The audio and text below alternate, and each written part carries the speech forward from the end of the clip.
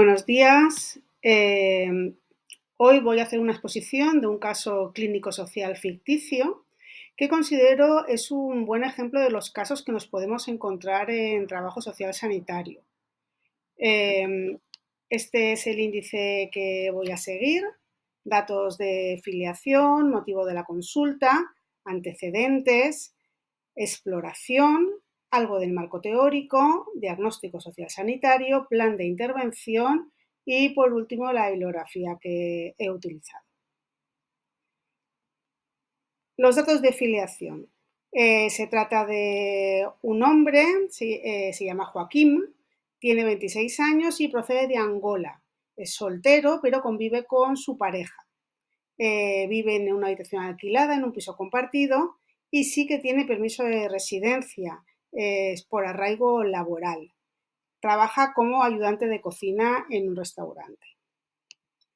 El motivo de consulta a la trabajadora social sanitaria por parte del médico de familia en el centro de salud dice: paciente angoleño con linfoma de Hodgkin estadio 2 que rechaza la baja laboral por motivos económicos.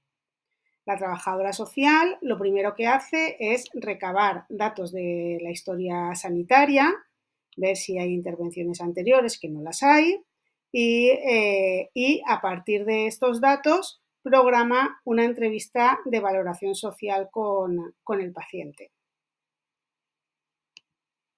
A partir de esta entrevista va a recoger los antecedentes, los sucesos vitales importantes que han ocurrido en la vida de Joaquín.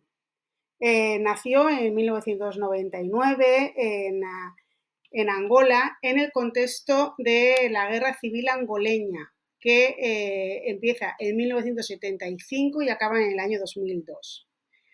A los 3 añitos queda huérfano de padre. Él es el mayor de 3 hermanos. En el 2013, con 14 años, empieza la ruta migratoria. Se mueve por África, por diversos países, hasta que entra en España como polizón de un barco. Entonces llega a España siendo menor de edad. En el 2015 es cuando entra en España, tenía 16 años. Ingresa y se fuga del centro de recepción de menores migrantes no acompañados. ¿Vale? Se fuga del centro de protección porque él pensaba que lo iban a repatriar. Y entonces, pues nada, está como 24 horas en el centro o algo así y se fuga.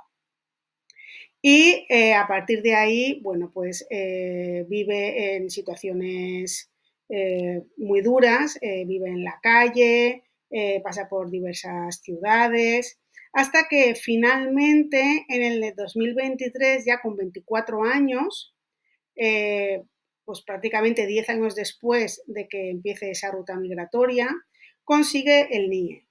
Consigue regularizar su situación con un contrato como ayudante de cocina. Y ahora, en el 2025, es cuando ha tenido diversos síntomas por los cuales ha acudido al médico de familia: pérdida de peso, tos, le había salido un bulto en el cuello que no sabía lo que era y finalmente, después de varias pruebas y mandarlo al especialista, le han diagnosticado el linfoma de Hodgkin.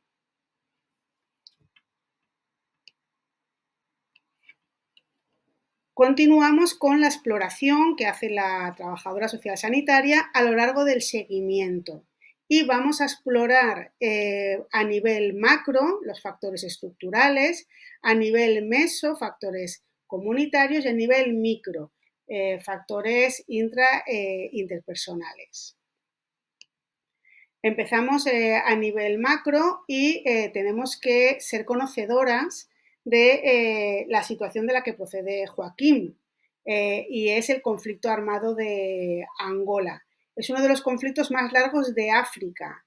Surge tras la descolonización portuguesa y enfrenta a diversos movimientos armados en un contexto marcado por la Guerra Fría, dejando más de medio millón de muertos y profundas secuelas sociales y políticas. Hay un éxodo muy importante de refugiados. Se estima que 4 millones de personas fueron desplazadas o se convirtieron en refugiados a causa del conflicto. Y es en este contexto donde Joaquín sale de su país. Consecuencia del conflicto armado, pues hay múltiples víctimas civiles, hay minas antipersona, mutilaciones, hay una crisis educativa y sanitaria, tanto durante el conflicto como después de él. Y ahora están todavía en la reconstrucción del país. Hay una inversión extranjera, también participa la cooperación internacional, porque tenemos en este país pobreza y falta de gobernanza e infraestructuras.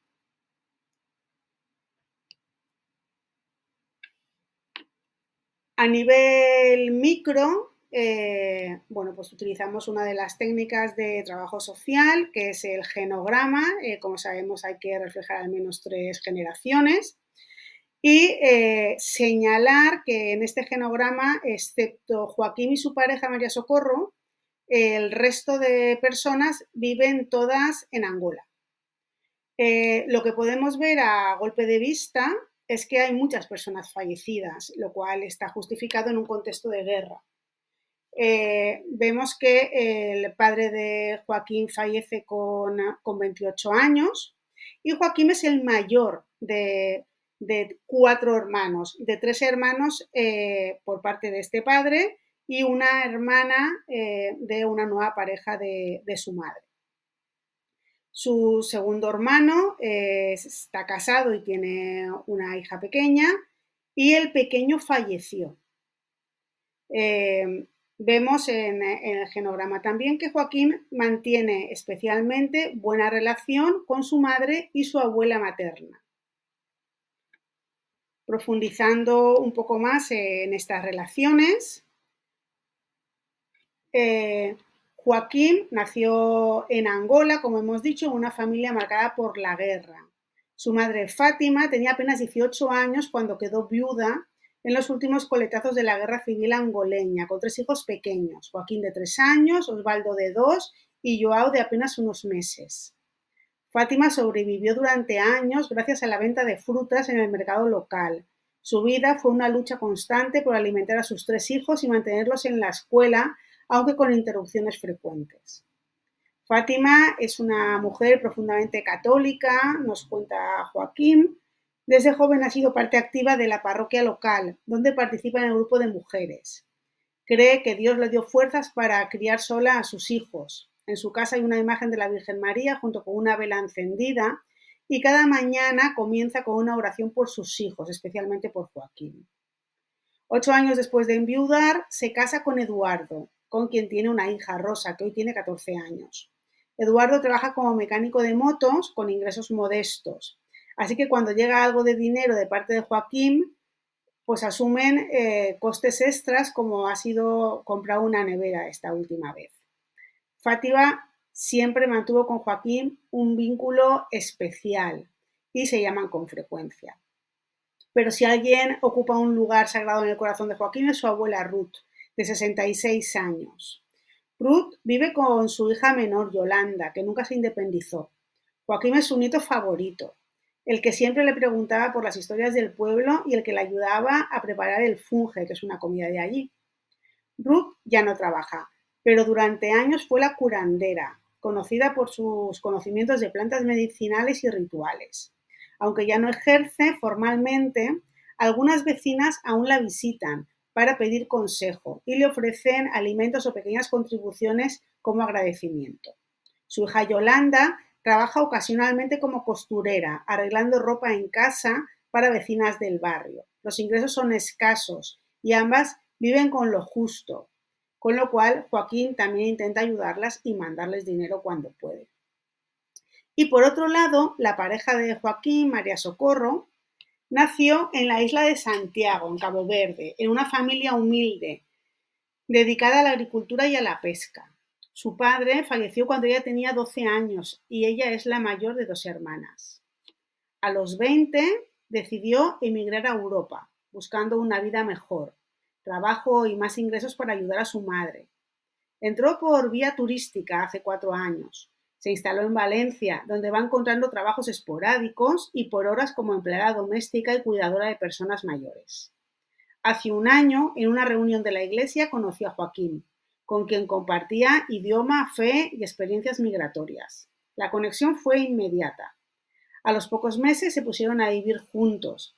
Antes vivía en una habitación compartida con otros migrantes en un entorno marcado por el consumo de drogas y la inseguridad. Aquella etapa le genera mucha inquietud, pero ahora está mejor. Se trasladó a compartir la habitación con Joaquín. Ella aún no tiene el permiso de residencia y me cuenta que cada vez que ve una patrulla de la policía o recibe una carta oficial, su cuerpo se tensa, vive con el temor de ser expulsada, de que su vida se desmorone.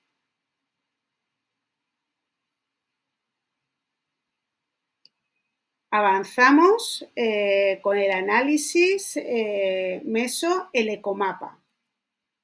En el ecomapa podemos ver que Joaquín mantiene, como hemos visto, relaciones estrechas con su familia extensa, aunque sea solo telefónicamente.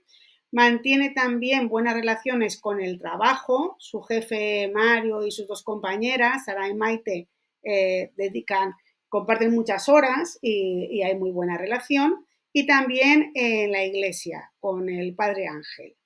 En la iglesia fue donde conoció a María Socorro, quien también tiene muy buena relación. Ha empezado a vincularse con el centro de salud y con el hospital, especialmente con el médico de familia y conmigo, la trabajadora social con la que hemos tenido varias entrevistas. Y aunque conoce, porque en el pasado sí que tuvo algo de vinculación, no tiene mucha, ni con el barrio donde vive, con la Asociación Valencia Acoge, con la técnico de integración, al principio, antes de obtener el permiso de residencia, sí que estaba más vinculado con esta entidad, actualmente pues apenas hay relación, y con servicios sociales, donde también acudió en cierto momento de forma puntual.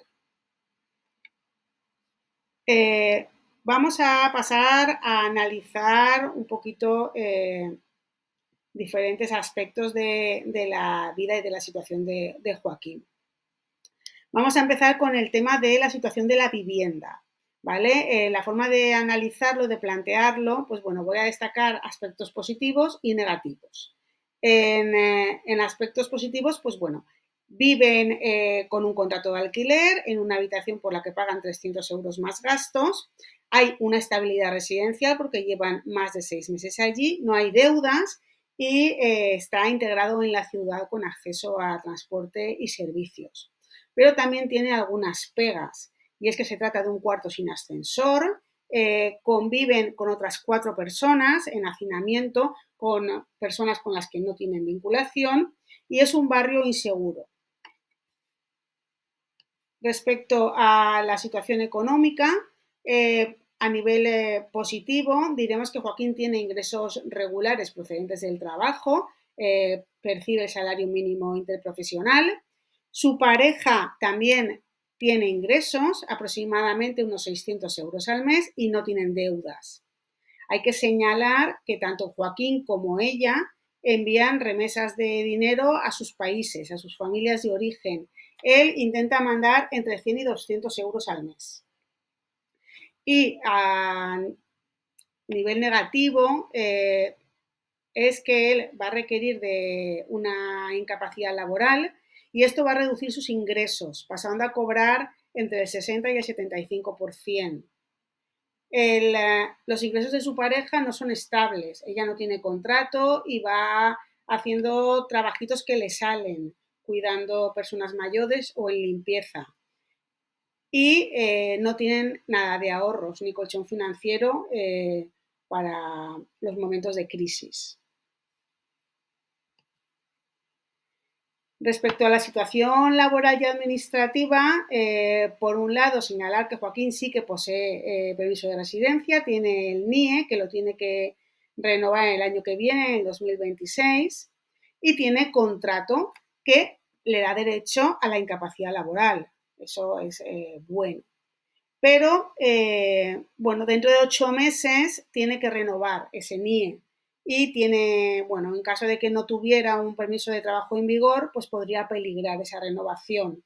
Por otro lado, Joaquín no tiene el graduado escolar, porque, como sabemos, empezó la ruta migratoria con 14 años y su infancia la pasó en época de guerra, con lo cual había, bueno, pues un acceso muy limitado a la escuela. El hecho de que no tenga graduado pues va a limitar que pueda obtener otros trabajos. Y su pareja no tiene ni lo que impide que pueda acceder a derechos básicos y a un contrato de trabajo. En la situación sanitaria, bueno, pues tenemos, sí que tiene cobertura sanitaria pública porque es contribuyente de la Seguridad Social. Está diagnosticado de un linfoma de Hodgkin que tiene un buen pronóstico y tiene acceso al tratamiento, tanto a la quimio como a la radioterapia. Tenemos que hacer un parón porque tenemos que saber qué es el linfoma de Hodgkin, adquirir un poquito de conocimiento de qué estamos hablando. Pues es un tipo de cáncer que se forma en el sistema linfático y el sistema linfático es parte del sistema inmunitario que protege al cuerpo de las infecciones y de las enfermedades. Es una enfermedad por la que se forman células malignas, cancerosas, en el sistema linfático.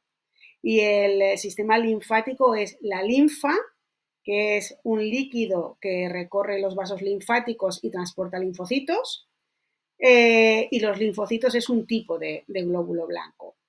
Y tenemos dentro del sistema linfático la linfa, los vasos linfáticos, los ganglios linfáticos, la médula ósea que produce los glóbulos blancos, el bazo, que es el órgano que elabora los linfocitos, el timo, las amígdalas, ¿vale? Para que sepamos un poquito de la enfermedad. Los signos y síntomas del linfoma incluyen ganglios linfáticos inflamados, que no tienen por qué ser dolorosos, sudores nocturnos, pérdida de peso, cansancio. Se suelen hacer pruebas de análisis de sangre, radiografía, tomografía, TAC y biopsias para hacer el diagnóstico y el tratamiento lo lleva en hematología o en oncología. Bueno, pues con este pequeño apunte sobre lo que es la enfermedad, pues en nuestro caso, Joaquín, la sintomatología que tiene es ganglios inflamados en el cuello y sí que tiene sudor nocturno, pérdida de peso y mucho cansancio. Tenemos que saber que el tratamiento de la quimio y de la radio puede tener unos efectos secundarios intensos, fatigas, náuseas y por lo tanto puede requerir una baja laboral prolongada. No tiene una red familiar cercana que pueda acogerlo, ayudarlo y su única cuidadora es su pareja que tiene también responsabilidades laborales.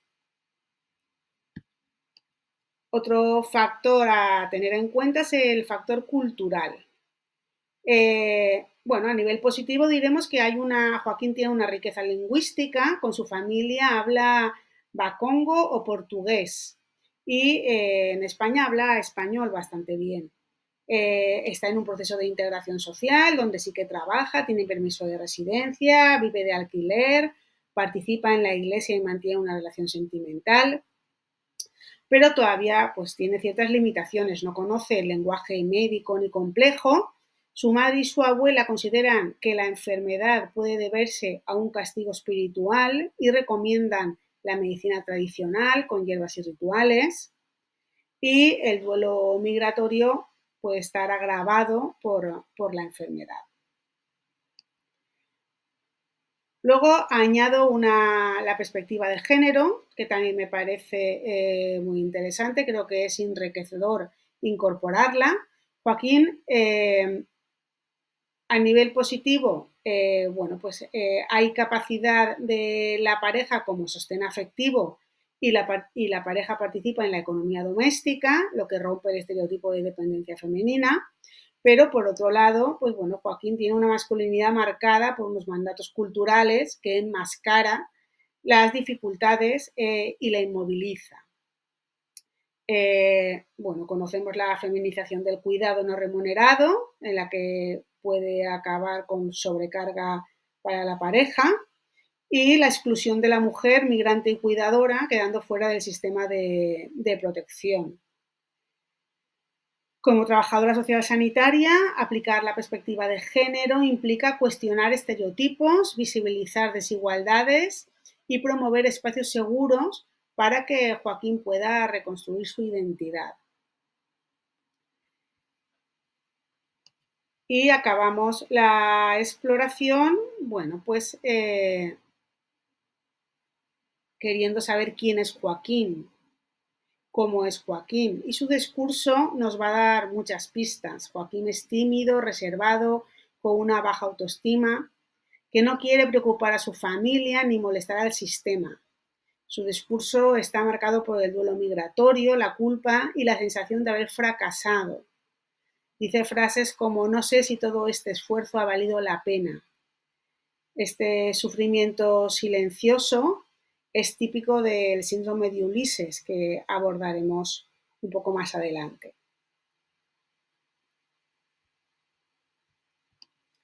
En el marco teórico,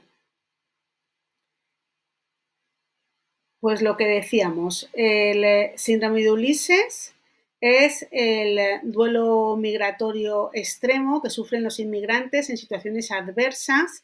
Fue descrito por el doctor Achotegui en el año 2002 y el nombre de Ulises, de este síndrome, hace referencia al héroe legendario de la mitología griega, el cual sufrió múltiples peligros y adversidades lejos de su familia y de sus seres queridos. De hecho, Ulises, un semidios con toda su fuerza, y como se relata por Homero en la Odisea, se pasaba los días sentado en las rocas a la orilla del mar, consumiéndose a fuerza de llantos, suspiros y penas, fijando sus ojos en el mar, llorando incansablemente. Es decir, hasta el héroe sufría ante las adversidades de la ausencia de su hogar y sus seres amados. Podemos suponer, por tanto, que las personas reales que llegan a países buscando nuevas oportunidades también puedan sufrir desesperanza, estrés y un sinfín de adversidades, señala Achotegui. Achotegui afirma que los estresores a los que se enfrentan los inmigrantes en nuestros días y el estrés provocado por el proceso migratorio son tan elevados que exceden la capacidad adaptativa de las personas, lo que tiene una influencia directa en su salud, tanto física como mental.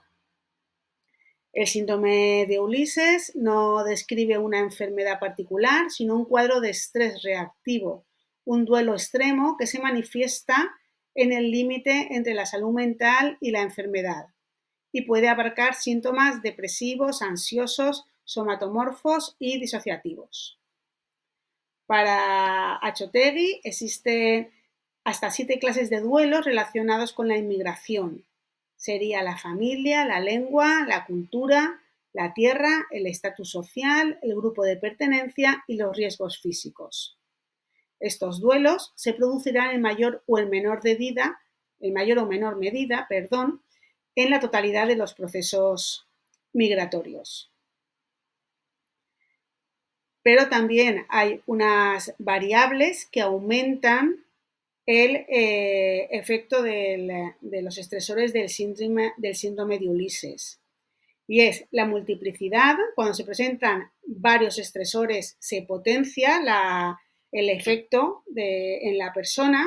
La cronicidad se acumula en el tiempo. Cuando estas situaciones y estos estresores se prolongan en el tiempo, pensemos, por ejemplo, en los años que ha estado Joaquín en situación de calle o de precariedad cuando se fugó del centro de menores.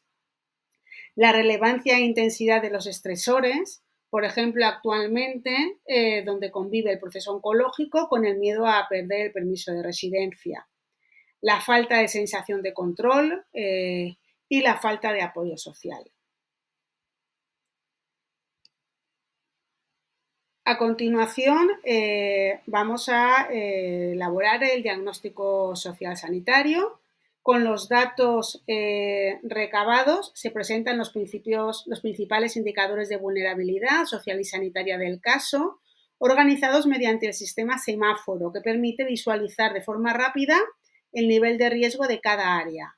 Verde para situaciones estables, que como vemos no tenemos. Amarillo para situaciones de riesgo moderado y rojo para vulnerabilidad alta, que especialmente lo más gravoso es el proceso oncológico. Esta herramienta es muy visual y facilita la priorización de la intervención y toma de decisiones. Pero en el diagnóstico social podríamos decir que en este caso se trata de una ruptura del proyecto vital en un joven migrante angoleño por debut del proceso oncológico activo, el linfoma de Hodgkin estadio 2. Es un varón de 26 años con situación administrativa regularizada por arraigo laboral que rechaza la baja laboral por miedo a perder su empleo y a poner en riesgo la renovación de su permiso de residencia en unos meses. Esta situación se enmarca en un contexto migratorio complejo y proceso de integración social frágil. Para entender el diagnóstico social sanitario de Joaquín es imprescindible enmarcarlo en el modelo de los determinantes sociales de la salud. Este enfoque nos permite ver cómo las condiciones de vida, el entorno y las redes sociales impactan directamente en su proceso de enfermedad y recuperación. La OMS señala que las desigualdades sociales generan desigualdades en salud y que abordar estos determinantes es clave para promover vida más sana y justa. De los 10 determinantes sociales de la salud, 7 han enmarcado la trayectoria vital de Joaquín, 4 de ellos ya dejados atrás, como los primeros años de vida, marcados por la guerra y la orfandad, la exclusión social, especialmente en los primeros años en España, donde vive en la calle, el desempleo hasta que obtuvo el permiso de residencia y actualmente mantiene 4. La pendiente social, viviendo de forma precaria en una habitación alquilada en condiciones de hacinamiento, el estrés crónico derivado de la confluencia de la enfermedad, precariedad económica e incertidumbre respecto a la pérdida de documentación, la red de apoyo limitada, centrada exclusivamente en la pareja y algunos vínculos comunitarios sin presencia familiar cercana, y el trabajo que no puede ejercer por la sintomatología y que es la base de su proyecto vital. Esto nos lleva a plantearnos los riesgos psicosociales a los que nos podemos enfrentar. Sintomatología depresiva, hay una afectación del estado de ánimo reactivo a su historia de vida marcada por pérdidas y precariedad. Joaquín en las entrevistas me habla de la falta de expectativas, el cansancio emocional y la sensación de fracaso. El aislamiento emocional. Joaquín muestra una limitada capacidad de compartir preocupaciones, emociones o pedir ayuda. La ausencia de red familiar o comunitaria sólida próxima es una limitación añadida. La sobrecarga de la pareja cuidadora. La pareja de Joaquín asume simultáneamente el rol de apoyo afectivo y de cuidadora principal, lo que sumado a las exigencias de su propio proyecto migratorio puede generar tensiones en la relación y una sobrecarga emocional difícil de sostener a largo plazo. La exclusión social. A medio plazo, si no renueva el contrato de trabajo por la situación prolongada de incapacidad temporal, es posible que no se renueve su permiso de residencia y pierda su autorización para trabajar y su fuente de ingresos. Y el conflicto cultural con el modelo biomédico. Su familia de origen hace una interpretación y tratamiento tradicional a la enfermedad. Someterse a pruebas y tratamientos con efectos secundarios intensos puede traducirse en una baja adherencia terapéutica. Vamos a profundizar en estos riesgos psicosociales que van a marcar también nuestra intervención. En esta diapositiva abordamos los principales riesgos psicosociales. organizados en 3 categorías: factores predisponentes, precipitantes y mantenedores. Analizamos los 5 riesgos psicosociales y los factores que influyen en su aparición y mantenimiento para tenerlo en cuenta en nuestra intervención. Entonces, la sintomatología depresiva. Conociendo el síndrome de Ulises y la trayectoria migratoria de Joaquín, marcada por múltiples sucesos vitales estresantes, podemos entender que existe una predisposición clara hacia sentimientos de tristeza, pérdida y desarraigo. El diagnóstico de cáncer actúa como factor precipitante, intensificando esta sintomatología. Joaquín no solo enfrenta los síntomas físicos propios del cáncer, sino también un profundo agotamiento mental, emocional y existencial. Esta sintomatología depresiva no se presenta de forma estática, sino que probablemente evolucione en paralelo al curso de la enfermedad oncológica, agravándose si surgen nuevas complicaciones o mejorando si supera dificultades. El aislamiento emocional. A nivel cultural hay una predisposición aprendida y aceptada de no mostrar sentimientos y preocupaciones. Esta falta de ventilación emocional dificulta una buena gestión de las emociones, produciendo una sobrecarga en Joaquín.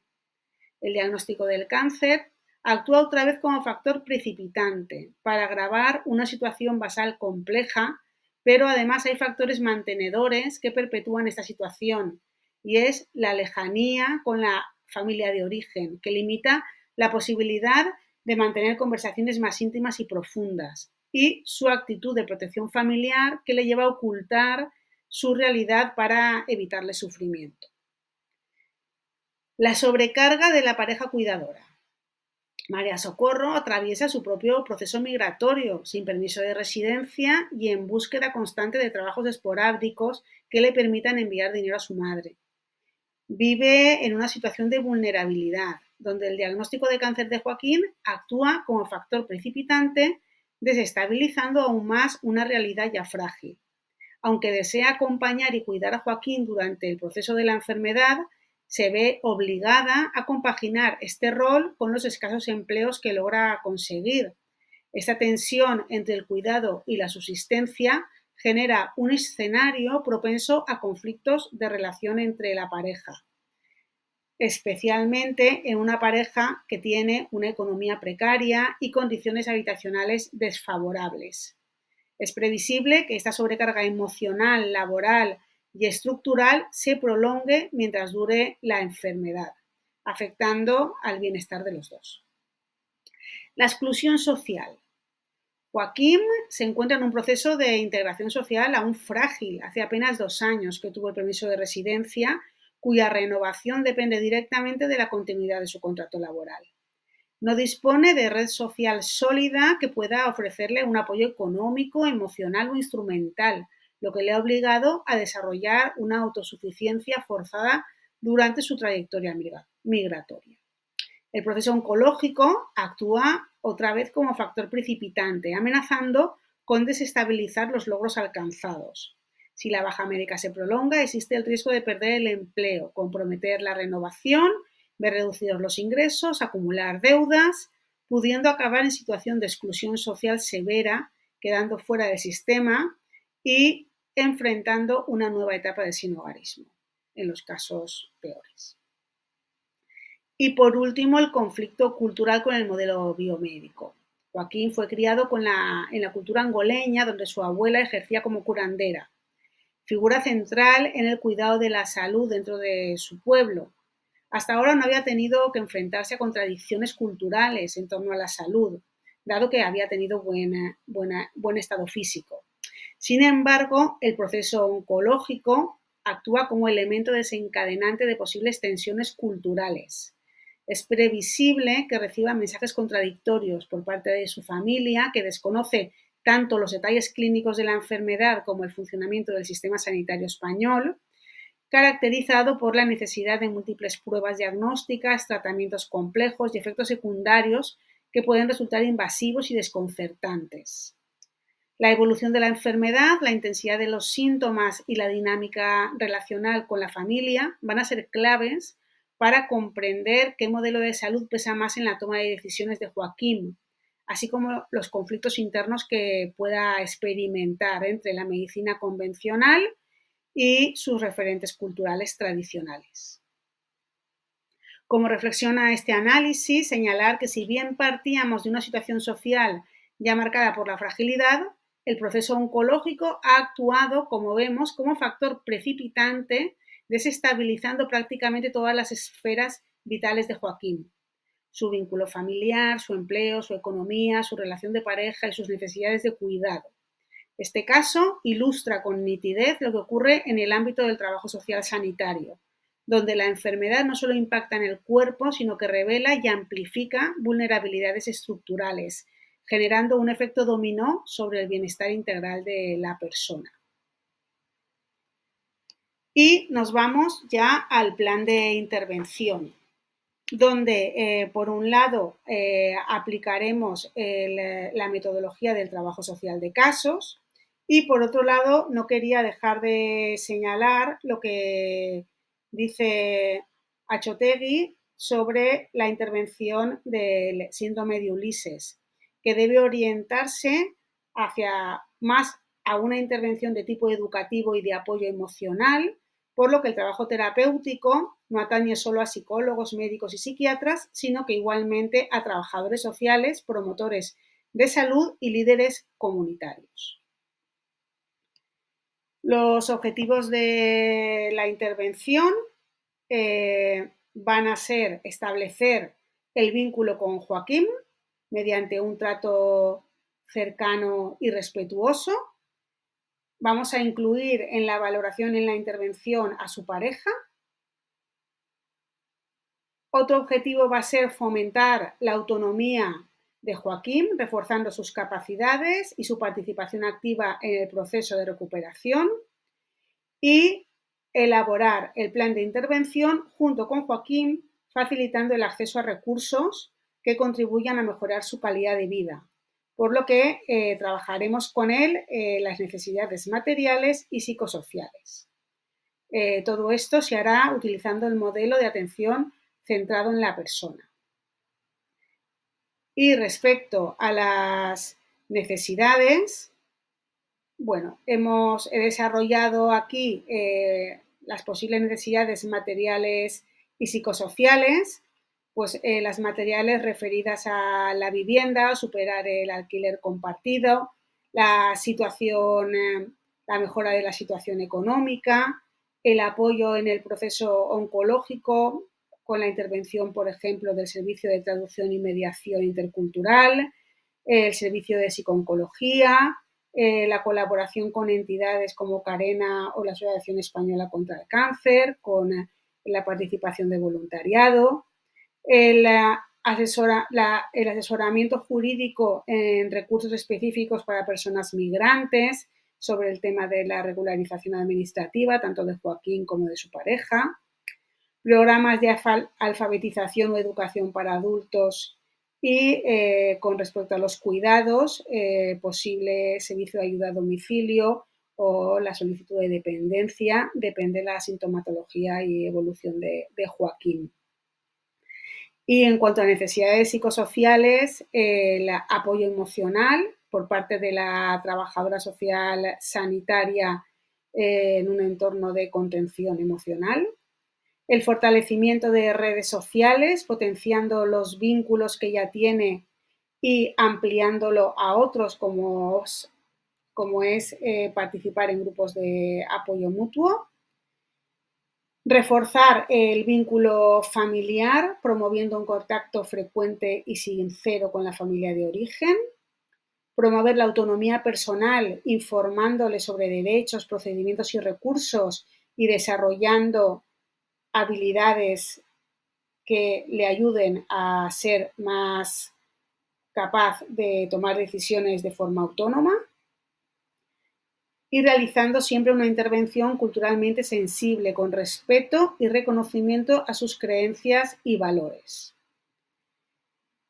Dentro del conjunto de las necesidades detectadas, será Joaquín quien determine cuáles le generan mayor preocupación y en qué ámbito desea que focalicemos la intervención inicialmente. Esta elección es clave, para que Joaquín adquiera control sobre su proceso, centrado en sus prioridades y coherente en su proceso vital.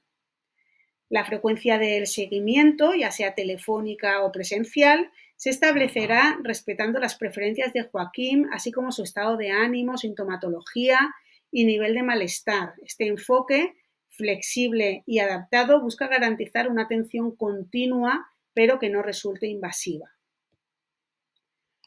Los recursos que vamos a poder aplicar en el caso de Joaquín, bueno, pues yo he seleccionado estos: el Servicio de Traducción y Mediación, entidades especializadas en migración, en procesos oncológicos, que como ya sabéis, en cada localidad tenemos unas u otras, la escuela de adultos, prestaciones económicas y el reconocimiento de discapacidad y dependencia. Serían las posibles a aplicar. Se identifican, como digo, diversos recursos que pueden ponerse en marcha en función de las necesidades detectadas, ofreciendo a Joaquín un abanico de apoyos adaptados a su situación. La derivación se realizará siempre de forma proactiva, con coordinación telefónica entre profesionales para asegurar un seguimiento cercano y coherente, contribuyendo al bienestar de Joaquín.